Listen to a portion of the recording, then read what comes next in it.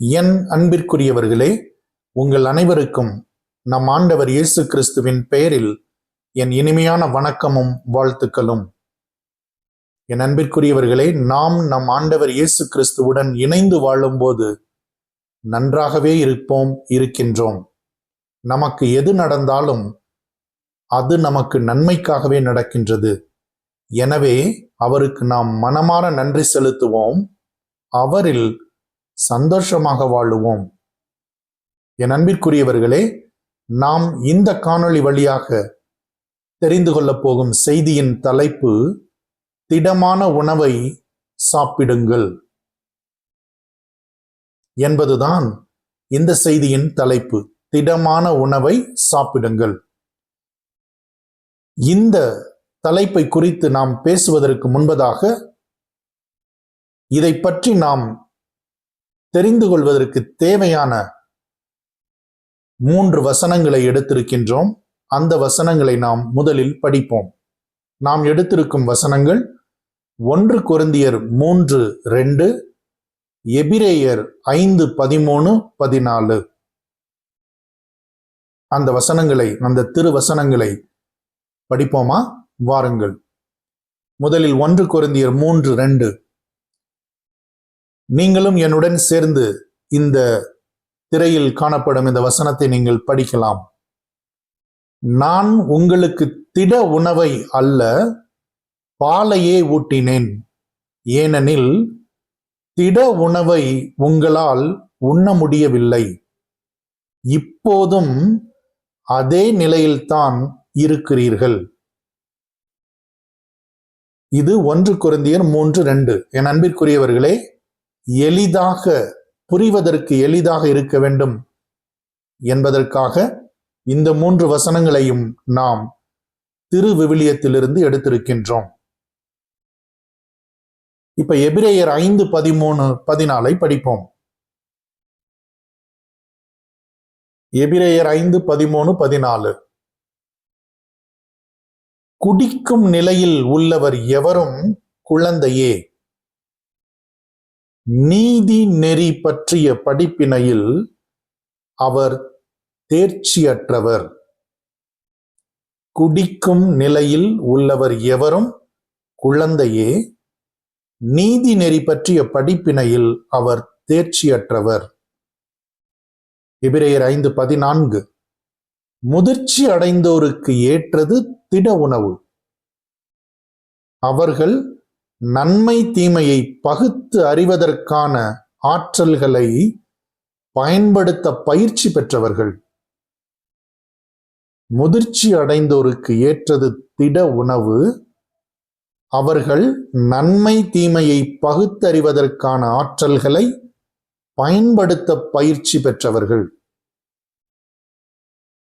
இதுதான் நாம் இன்றைய தலைப்பிற்கு எடுத்திருக்கக்கூடிய வசனங்கள். சரியா? என் அன்பிற்குரியவர்களே, நாம் இந்த காணொளி வழியாக தெரிந்து கொள்ளப் போகும் செய்தி இதுதான். என்னவென்றால், நாம் நம் ஆண்டவர் இயேசு கிறிஸ்துவை நன்றாக அறிந்து புரிந்து அவரையே நமது சொந்த ஆண்டவராகவும் இரட்சகராகவும் ஏற்றுக்கொண்டு அவரில் வாழ்கிறோம் என்று வைத்துக் கொள்வோம். அப்படி வாழும் நாம் அவரை என்று ஆண்டவராக இரட்சகராக அறிந்து புரிந்து ஏற்றுக்கொண்டு ரட்சிக்கப்பட்டோமோ, அந்த ரட்சிக்கப்பட்ட நிலையில்தான் இன்று வரை இருந்து கொண்டிருக்கின்றோமா? அல்லது நம் ஆண்டவர் இயேசு கிறிஸ்துவில் ஒரு முதிர்ச்சி அடைந்த வளர்ந்த மகனாக மகளாக நாம் மாறி இருக்கின்றோமா என்பதுதான் நாம் இன்று சிந்திக்க இருக்கும் செய்தி.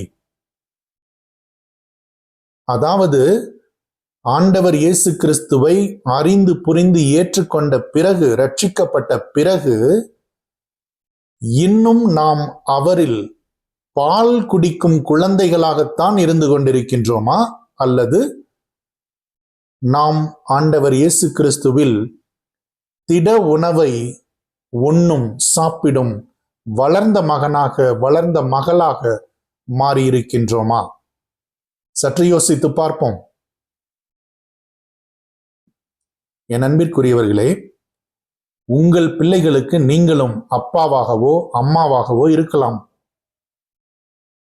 உங்களுக்கு ஒரு மகன் மகள் இருக்கிறார்கள் என்று வைத்துக் கொள்வோம். உங்களுக்கு பிறந்த அந்த மகனோ மகளோ பிறந்தபோது குழந்தையாக இருப்பது வேறு.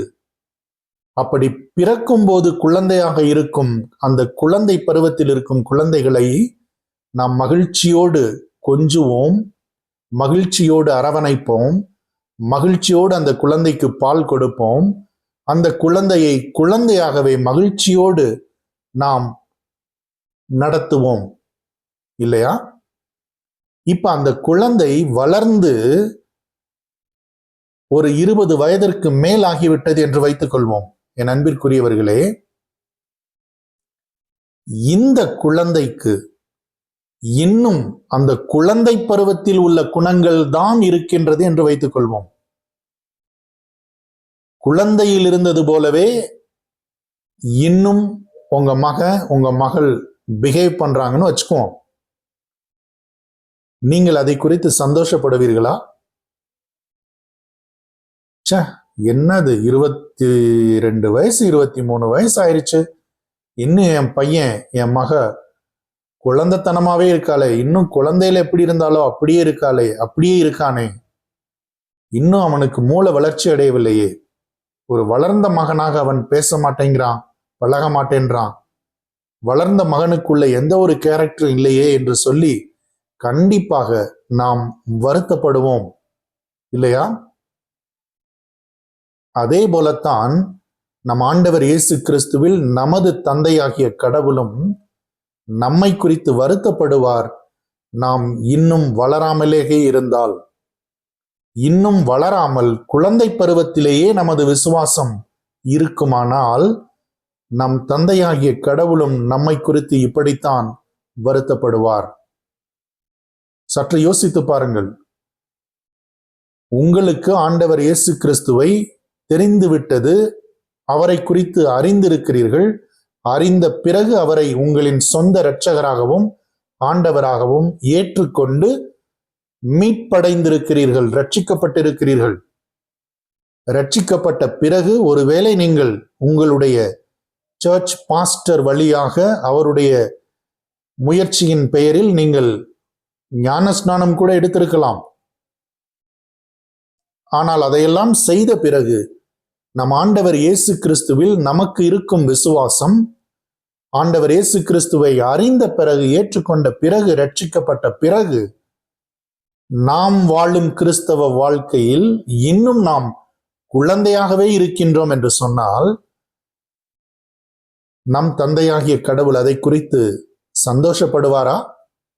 சற்று யோசித்து பாருங்கள். நமக்கு ஒரு மகன் பிறந்து அவனுக்கு 20 வயதிற்கு மேல் ஆகிவிட்டது என்று சொன்ன பிறகு இன்னும் அவன் 3-4 வயது குழந்தையை போல பிஹேவ் பண்ணுகிறான் என்று சொன்னால் நமக்கு அது சந்தோஷமாக இருக்குமா? நாம் ஆண்டவர் இயேசு கிறிஸ்துவை ஏற்றுக்கொண்டோம், ரட்சிக்கப்பட்டு விட்டோம், அவரை விசுவசிக்கின்றோம். ஆனால் அவரில் நாம் கொண்டுள்ள விசுவாசத்தில் நாம் வளர்ந்திருக்கின்றோமா? என் சகோதர சகோதரிகளே, அவரில் நாம் வாழும் கிறிஸ்தவ வாழ்க்கையில் நாம் முன்னேறி வருகின்றோமா என்பதுதான் நாம் யோசிக்க வேண்டிய விஷயம். நாம் யோசிக்க வேண்டும். ஏனெனில் நாம் இன்னும் நம் ஆண்டவர் இயேசு கிறிஸ்துவில் ரட்சிக்கப்பட்ட அதே நிலையில்தான் இருந்து கொண்டிருக்கிறோம் என்று சொன்னால், நமது விசுவாசம் அவரில் அப்படித்தான் இருக்கிறது, இன்னும் வளரவில்லை என்று சொன்னால், என் அன்பிற்குரியவர்களே, அதை நம் தந்தை விரும்புவதில்லை. இதை நீங்கள் தெரிந்து கொள்ள வேண்டும். அதனால் நமக்கு எந்த ஒரு பலனும் இல்லை. இதை நீங்க தெரிஞ்சுக்கணும். ஆண்டவரை ஏத்துக்கிட்டோம், ரட்சிக்கப்பட்டிருக்கோம், அவ்வளவுதான். ஆனா அந்த ரட்சிப்பின் வாழ்வை நாம் வாழவில்லை, அனுபவிக்கவில்லை என்பதுதான் அதன் பொருள்.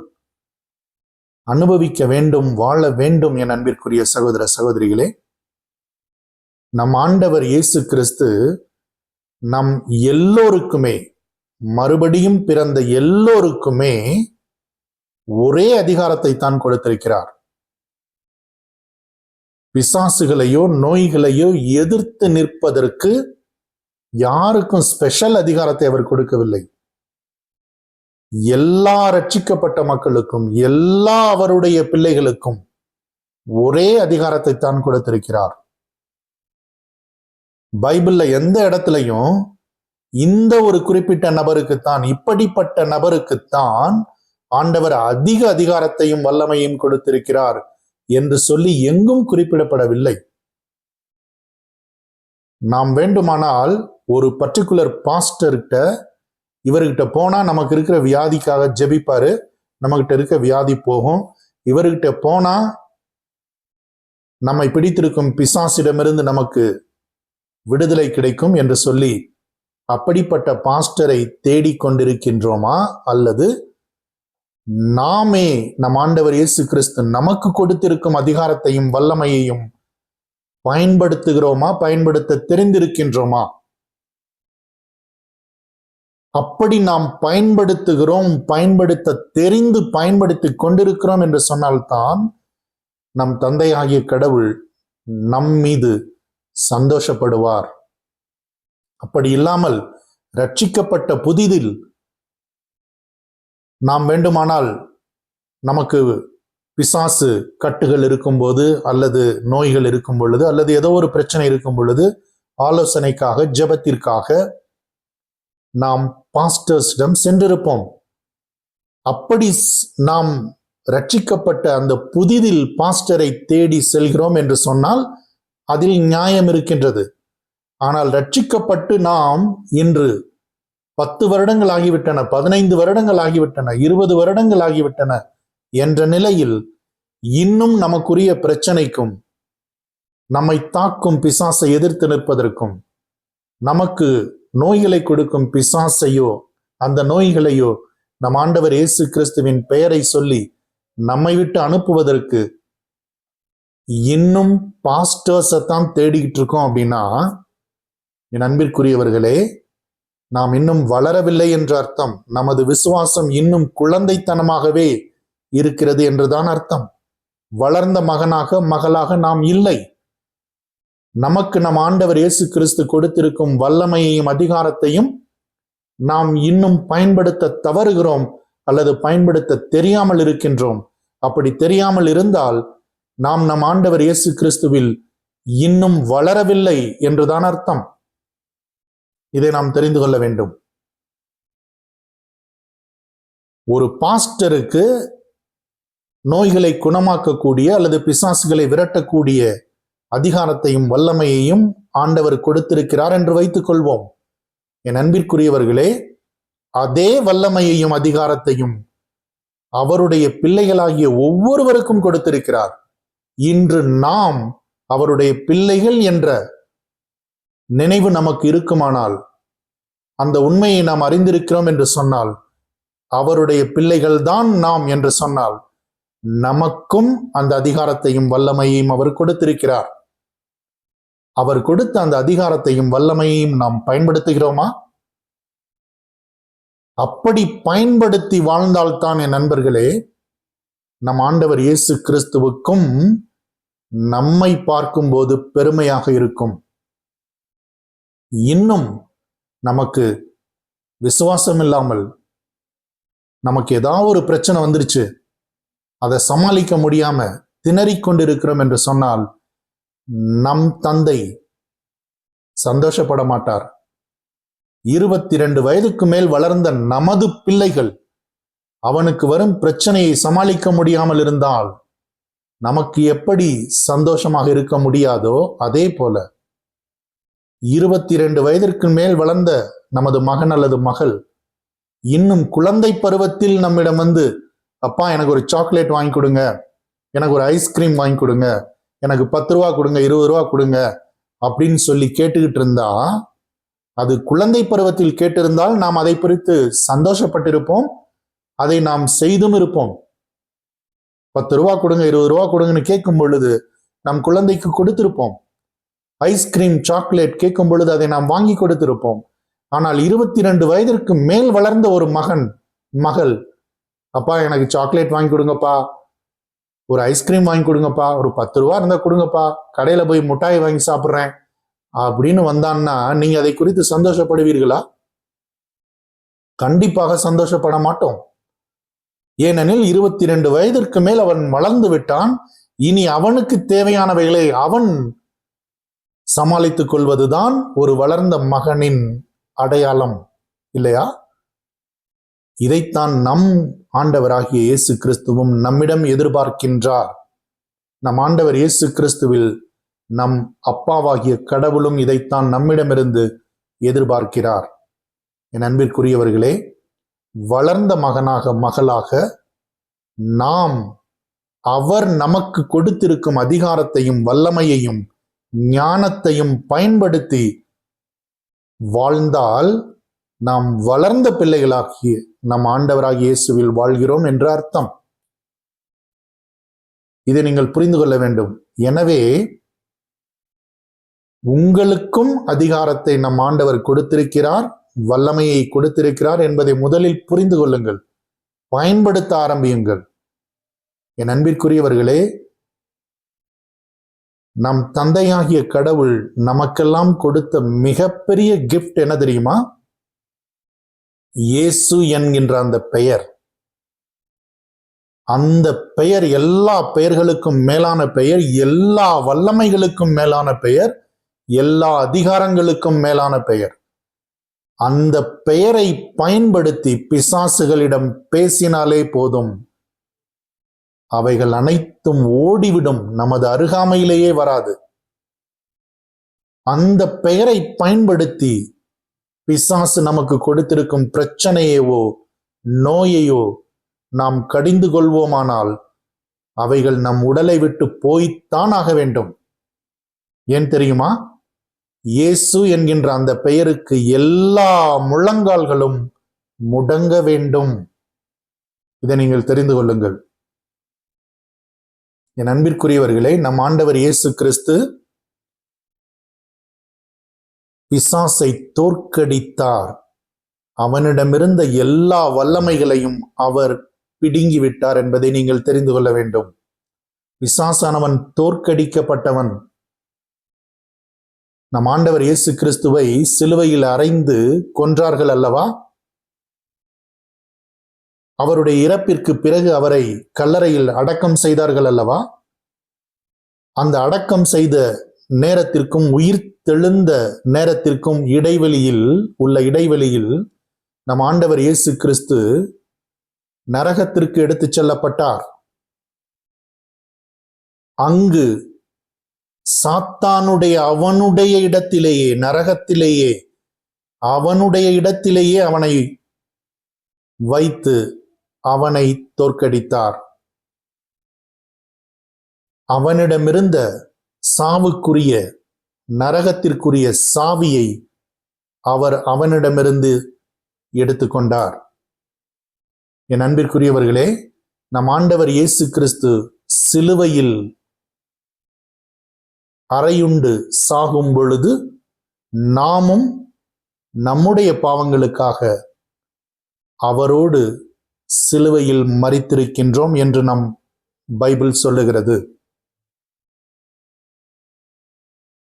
அவரை கல்லறையில் அடக்கம் செய்த பொழுது நாமும் அடக்கம் செய்யப்பட்டிருக்கிறோம் நம் ஆண்டவர் இயேசு கிறிஸ்துவில் என்று பைபிள் சொல்லுகிறது.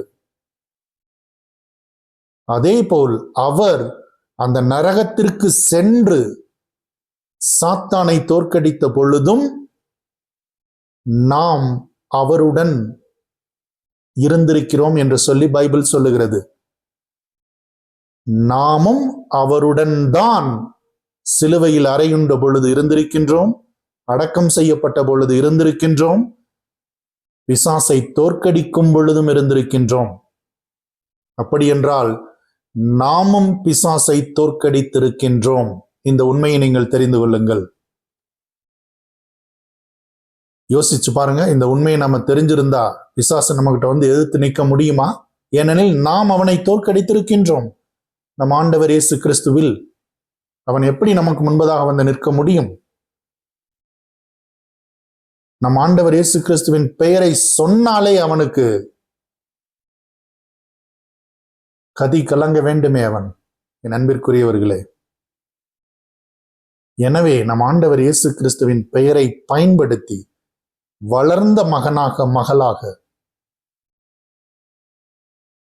நமக்கு அவர் தந்திருக்கும் அதிகாரத்தையும் வல்லமையையும் பயன்படுத்த வேண்டும் என் அன்பிற்குரியவர்களே. இந்த சாத்தானை நாம் எதிர்த்து நிற்க வேண்டும். இவன்தான் நமது எதிரி, வேறு யாரும் அல்ல. இதை நாம் புரிந்து கொள்ள வேண்டும். அப்படி நம் அதிகாரத்தையும் வல்லமையையும் பயன்படுத்தி இவனுக்கு எதிராக நாம் நிற்போமானால்,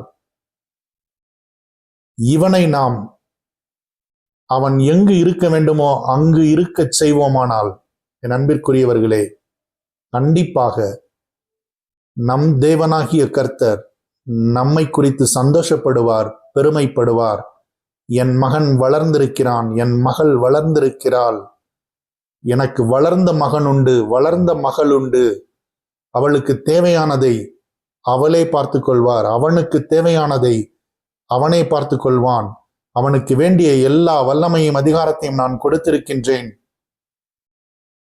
மிகப்பெரிய பெயரையும் கொடுத்திருக்கின்றேன். எனவே அவற்றையெல்லாம் வைத்து அவன் இந்த பூமியில் தைரியமாக, திடகாத்திரமாக, ஆளுகை செய்பவனாக வாழுவான், ஏனெனில் அவன் வளர்ந்திருக்கிறான் என்று சொல்லி நமது தந்தையாகிய கடவுள் நம் மீது சந்தோஷப்படுவார். அவரை சந்தோஷப்படுத்துவதில் உங்களுக்கு விருப்பம் இருக்குமே ஆனால், என் அன்பிற்குரியவர்களே, என்னில் என் ஆண்டவர் இயேசு கிறிஸ்து சந்தோஷப்பட வேண்டும் என்று சொல்லி நாம் விரும்புவோமானால், இப்படி நாம் வாழ ஆரம்பிக்க வேண்டும். நாம் நமக்கு அவர் தந்திருக்கும் அதிகாரத்தை கையில் எடுக்க வேண்டும், வல்லமையை கையில் எடுக்க வேண்டும். நம் எதிரியாகிய சாத்தானை எதிர்த்து நிற்க வேண்டும். நாம் போரிட வேண்டியது அவனிடம்தானே தவிர வேறு எங்கும் அல்ல, வேறு யாரிடமும் அல்ல. அவன்தான் நமக்கு பிரச்சனைகளை கொடுக்கிறான், நோய்களை கொடுக்கிறான், நமக்கு ஒரு ஆக்சிடென்ட்டை உருவாக்குறான், நமக்கு அன்எக்ஸ்பெக்டடா பிரச்சனையை கொண்டு வர்றான். நன்றாகவே இருப்போம், திடீரென்று ஏதாவது ஒன்று ஆகிவிடும். இவை எல்லாமே அவனுடைய ப்ராடக்ட்ஸ். இதை நாம் தெரிந்து கொள்ள வேண்டும். நம் ஆண்டவர் இயேசு கிறிஸ்துவின் பெயரை மட்டும் சொல்ல ஆரம்பித்து விட்டோம் என்றால் அவன் கதிகலங்குவான். இதை நீங்கள் தெரிந்து கொள்ளுங்கள்.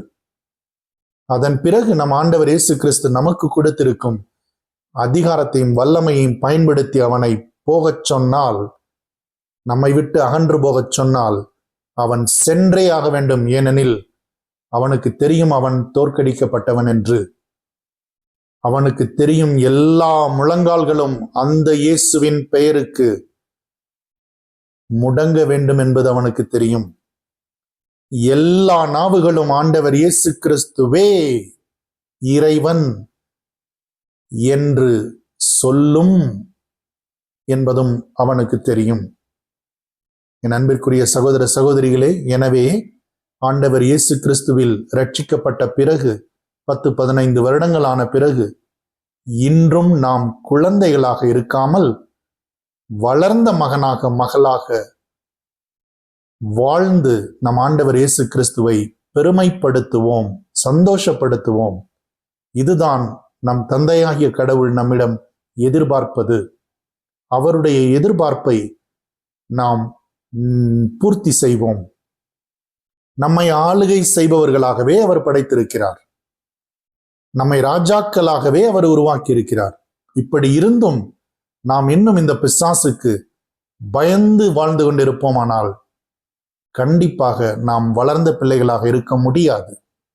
நம் தந்தையாகிய கடவுளும் நம்மை குறித்து சந்தோஷப்பட முடியாது. எனவே அவர் சந்தோஷப்படும் வகையில் நாம் வளர்ந்த மகனாக மகளாக நமக்கு அவர் கொடுத்திருக்கக்கூடிய அந்த உயரிய பெயரை பயன்படுத்தி, அவர் நமக்கு கொடுத்திருக்கக்கூடிய வல்லமையையும் அதிகாரத்தையும் பயன்படுத்தி நாம் இந்த உலகத்தில் தைரியமாக நமது எதிராளியை சமாளிக்க வேண்டும்.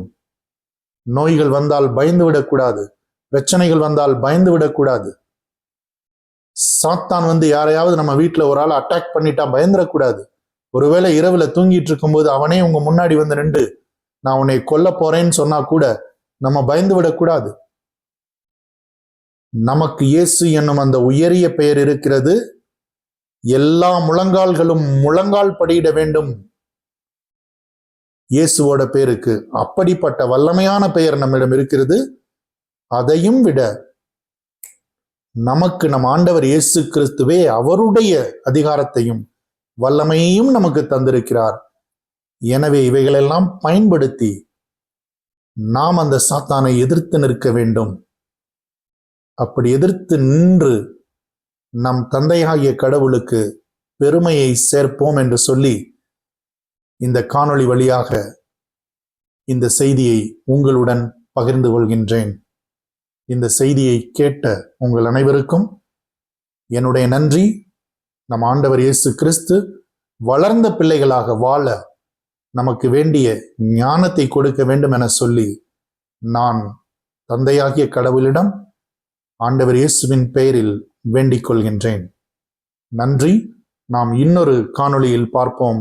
அதுவரை என் அன்பிற்குரியவர்களே, உங்கள் அனைவருக்கும் நம் ஆண்டவர் இயேசு கிறிஸ்துவின் பெயரில் என் வணக்கமும் வாழ்த்துக்களும். நன்றி. பாய் பாய்.